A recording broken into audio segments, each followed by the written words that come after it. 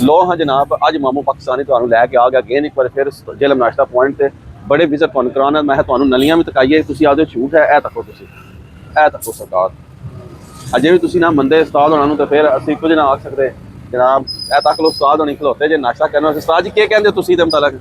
माशाल्लाह बहुत जबरदस्त है। मैं टेस्ट करना क्या कीते हैं आज मैं खाना है। अच्छा माशाल्लाह, बहुत जबरदस्त है इनका। इसदा मतलब है जो है काम ए उस्ताद होनी खलोते जनाब। जनाब इतने बड़े बंदे आ बैठे सुबह दे अदब पीला वेला करके उन्होंने आख्या जनाब आइयो जो कोई पूरे जिले में शहर नहीं खाते माशाल्लाह। ठीक है, बल्कि इन्होंने आके खा के ये मेरे सामने मेरी ये वीडियो आ रही है।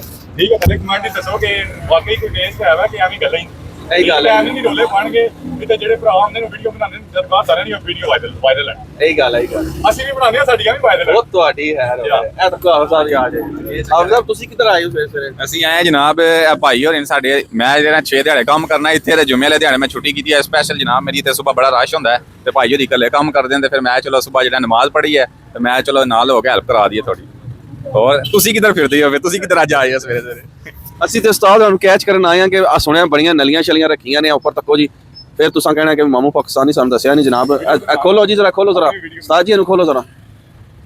ਇਹ ਤੱਕੋ ਜਨਾਬ ਪਾਏ ਉਹ ਸਾਰੇ ਖਾਲਸ ਮੋਟਰ ਪੈਸੇ ਵਾਪਸ ਖਾਲਸ ਕੰਮ ਤੇ ਨਾਲ ਇੱਧਰ ਦੇਖੋ ਜੀ ਅਸਲ ਕਰ ਲੈ ਜਨਾਬ ਉਹ ਜਿਹੜੀਆਂ ਚੰਨੇ ਵੀ ਦਿਖਾਓ ਜੀ ਜ਼ਰਾ।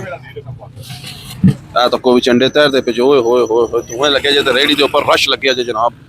ਐਸ ਤੁਸੀਂ ਚੈੱਕ ਕਰ ਸਕਦੇ ਹੋ। ਫਿਰ ਨਹੀਂ ਆਣਾ ਕਿ ਮਾਮੂ ਪਾਕਿस्तानी झूठ मारन लगे है। तो देखो बंदे सारे वहां बैठी जे सरकार रौनक लगी जे आ जाओ तो लुट लो मेले। फिर ना आइयो कि सानी वीडियो पसंद आए तो वायरल करो तो पहुंचो। अज ये ढीर आज ही है सिर्फ ਨਾ ਨਾ ਜੁਮਾ ਹੁੰਦਾ ਹੈ जुम्मा हफ्ता इतवार जे इन्हों